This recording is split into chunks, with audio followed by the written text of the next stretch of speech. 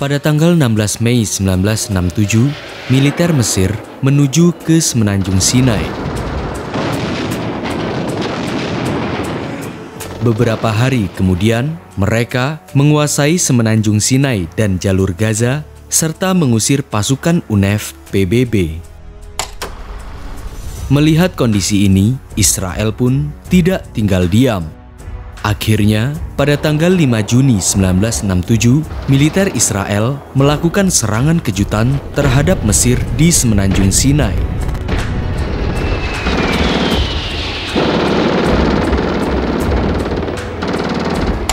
The secret of the whole operation was air supremacy. Israel claims to have destroyed the bulk of the Arab air forces in the air and on the ground in less than 3 hours. Ironisnya, pertempuran ini melibatkan Yordania dan Syria dalam rangka membantu Mesir untuk merebut Semenanjung Sinai. Inilah pertempuran 6 hari 1967 antara Israel dan Mesir yang dibantu Yordania dan Syria. Lantas, mengapa peperangan ini bisa terjadi? Siapakah pemenangnya? Dan bagaimana dampaknya kemudian?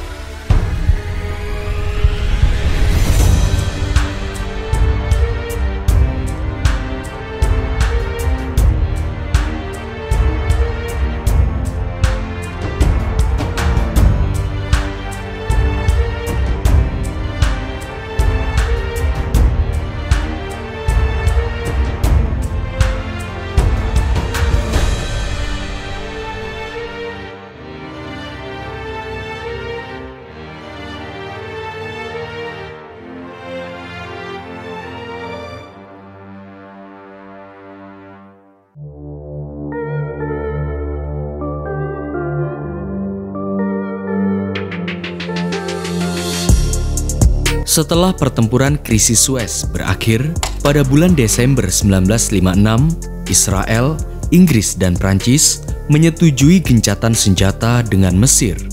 Dan setelah Israel meninggalkan Semenanjung Sinai, PBB menempatkan pasukan darurat UNEF di Semenanjung Sinai untuk mencegah terjadinya peperangan. Meski perang krisis Suez berakhir, namun, hubungan antara Mesir dan Israel tidak kunjung mereda. Bahkan, Mesir berkeinginan untuk mengambil Semenanjung Sinai demi menguasai terusan Suez. Bagi Presiden Nasir, tanpa Semenanjung Sinai, ia tidak dapat menguasai terusan Suez sepenuhnya. Sementara, bagi Israel, selama Semenanjung Sinai dijaga oleh PBB, menurutnya wilayah itu masih dalam genggamannya.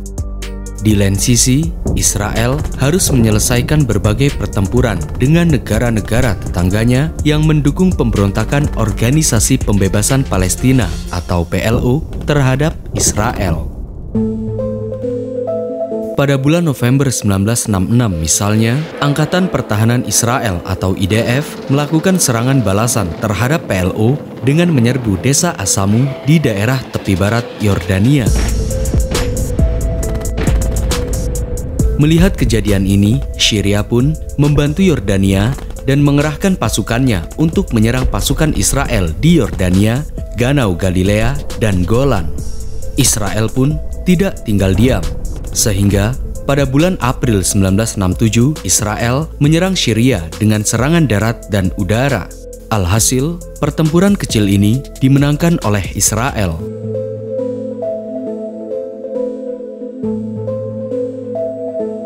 Melihat kekalahan Syria dan Yordania, Presiden Mesir Gamal Abdul Nasir kemudian menyiapkan militernya untuk bersiaga jika Israel menyerangnya. Ironisnya, situasi ini dimanfaatkan Uni Soviet. Kala itu, Soviet yang berkonfrontasi dengan Amerika dalam Perang Dingin berencana untuk memainkan Mesir untuk menyingkirkan sekutu AS, yakni Israel. Oleh karenanya, pada pertengahan tahun 1967, pihak intelijen Uni Soviet memberi informasi palsu kepada Mesir bahwa tentara Israel sudah menuju perbatasan utara Syria guna menyiapkan serangan.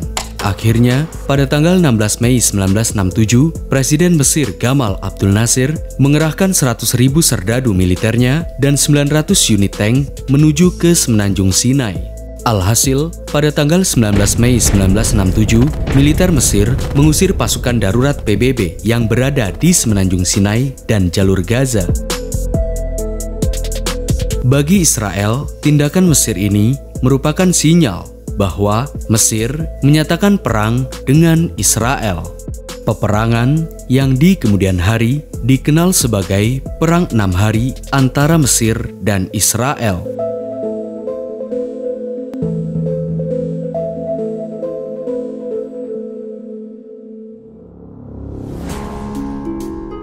Untuk memperkuat militernya, Presiden Gamal Abdul Nasir meminta bantuan kepada pemimpin Yordania, Raja Hussein. Namun, sang raja kala itu merasa dilema dalam mengambil keputusan. Jika tidak membantu Mesir, Raja Hussein khawatir akan terjadinya revolusi di Yordania. Bahkan, Jenderal Militer Yordania, Sharif Z bin Sheker, memberi peringatan kepada Raja Hussein. Jika Yordania tidak ikut dalam perang ini, maka perang saudara akan menghancurkan Yordania. Akhirnya, pada tanggal 30 Mei 1967, Yordania, Syria, dan Mesir menandatangani Fakta Pertahanan atau Persekutuan Militer. Merespon kondisi ini, pada tanggal 1 Juni 1967, pemerintah Israel membentuk Pemerintah Persatuan Nasional. Dan pada tanggal 4 Juni 1967, negeri Zionis itu mengerahkan 70.000 pasukannya dan 700 tank serta 200 pesawat tempur menuju ke Semenanjung Sinai.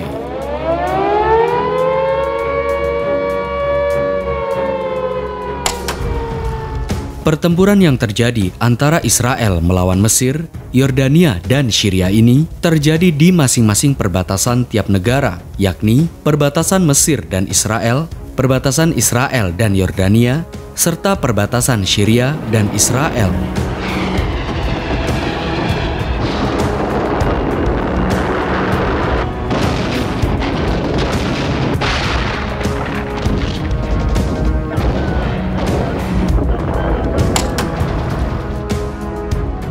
Pada tanggal 5 Juni 1967, militer Israel mulai melakukan serangan kejutan darat dan udara di sisi utara Semenanjung Sinai. Akibatnya, 90% kekuatan tempur Mesir hancur, termasuk 18 pangkalan udaranya. Israel claims to have destroyed the bulk of the Arab air forces in the air and on the ground in less than 3 hours. Israel pun berhasil menguasai seluruh Semenanjung Sinai. Alhasil, Presiden Nasir pun memerintahkan militernya untuk mundur dari Semenanjung Sinai. Ironisnya, Nasir memberi informasi yang berbeda kepada Yordania dan Syria bahwa Mesir telah berhasil mematahkan serangan Israel di Semenanjung Sinai.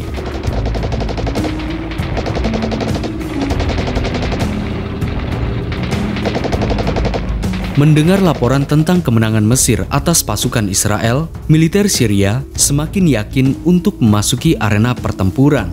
Akhirnya, di tanggal yang sama, tank-tank militer Syria membombardir Israel Utara dan 12 pesawat tempurnya menyerang pemukiman Israel di Galilea.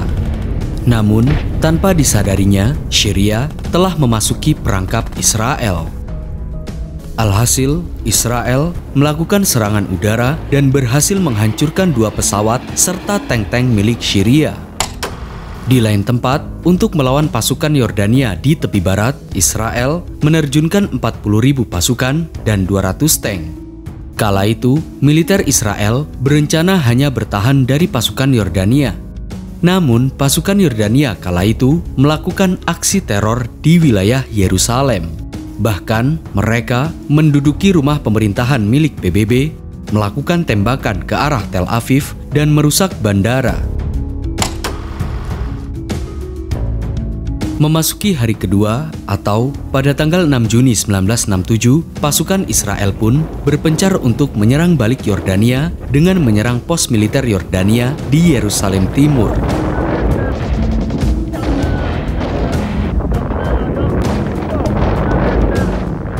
Di lain tempat, terjadi pertempuran sengit antara pasukan Israel dan pasukan Mesir di kota El Aris, hingga akhirnya pertempuran pun dimenangkan oleh Israel. Memasuki hari ketiga atau pada tanggal 7 Juni 1967, pasukan penerjun payung Israel berhasil memasuki kota tua Yerusalem dan melanjutkan serangannya hingga ke arah timur Sungai Yordan. Dan pada hari yang sama, militer Israel juga berhasil merebut kota Bethlehem dari pasukan Yordania. Bahkan, daerah tepi barat pun pada akhirnya berhasil diamankan oleh Israel.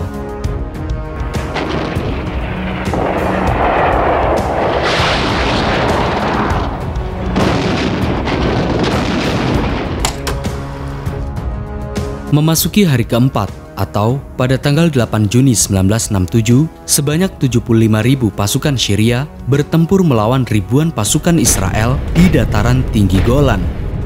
Alhasil, pada hari kelima atau pada tanggal 9 Juni 1967, pasukan Israel berhasil menembus dan menguasai dataran tinggi Golan.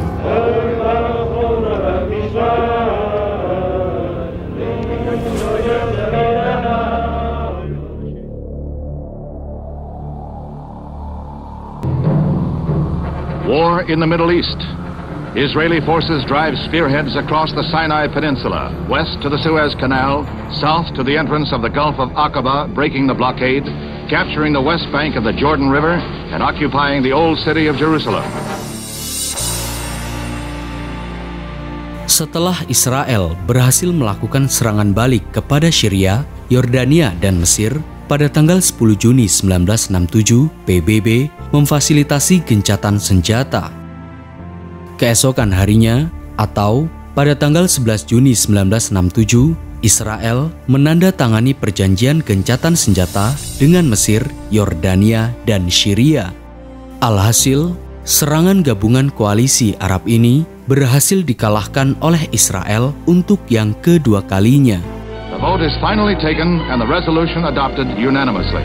Word continues to come from the battle zone, telling of sweeping Israeli victories. Next day, Egypt accepts the UN ceasefire, joining Jordan. This left Syria facing Israeli forces alone. Kekalahan 3 negara Arab dalam Perang 6 hari ini menjadikan Israel menguasai seluruh wilayah Israel yang bertambah 3 kali lipat, mulai dari Semenanjung Sinai, Jalur Gaza, Dataran Tinggi Golan, Tepi Barat, dan Yerusalem Timur. Meski begitu, kemenangan Israel tidak bertahan untuk waktu yang lama. Hal yang di kemudian hari akan terjadi peperangan yang lebih besar, yakni Perang Yom Kippur di tahun 1973.